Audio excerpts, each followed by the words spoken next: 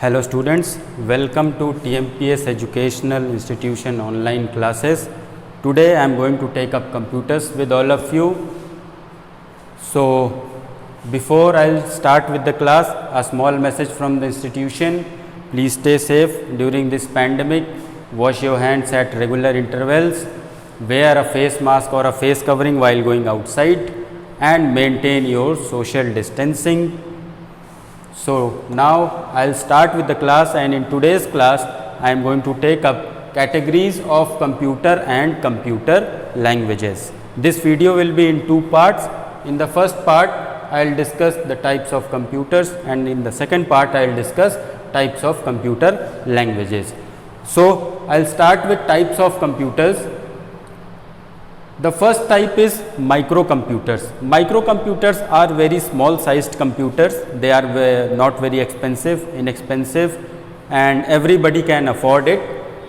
Small sized, inexpensive, and limited capability. Limited capability that they can work a limited amount of programs, or limited amount of users can work on them. They are designed for personal use, obviously, because they can only be used for single or double programming, not for very high level programmings which the other computers can be used. They are basically used in homes, offices, schools, and they are also called as personal computer or PCs. So the various types of microcomputers are the desktop computers, which we all have seen. They are placed on a table. There is a monitor, there is a keyboard, there is a mouse, there is a CPU, and it is placed on a computer stand or a table. This is a desktop computer. They are not very small, but they are comfortably fit in a table, but they can be comfortably fit in a table. The second type of microcomputer is laptop. Laptop can be placed on our laps or anywhere. While lying down on a bed, we can work on a laptop. So as compared to desktop, the laptop is portable than desktop. Then comes a tablet computer. A tablet computer is a small this size of 10 to 15 inches of touch screen device. In this tablet computer, the input and output can be received from the same touch screen. We can give the input also from that screen, and the output can also be received on the same screen. But in desktop and laptop, the input can be given from keyboard or mouse, and the output is received only on the monitor, both in desktop and laptop. These are also called personal digital assistant, the smartphones and the gaming consoles. Smartphones are as much as like tablet computers, and the gaming consoles are only used for playing games. They can also be considered as microcomputer and their types. Now comes the mini computer. The mini computers are mid-sized computers, and they are bigger than microcomputer. As you all can see in the picture, they are very much bigger than the microcomputers.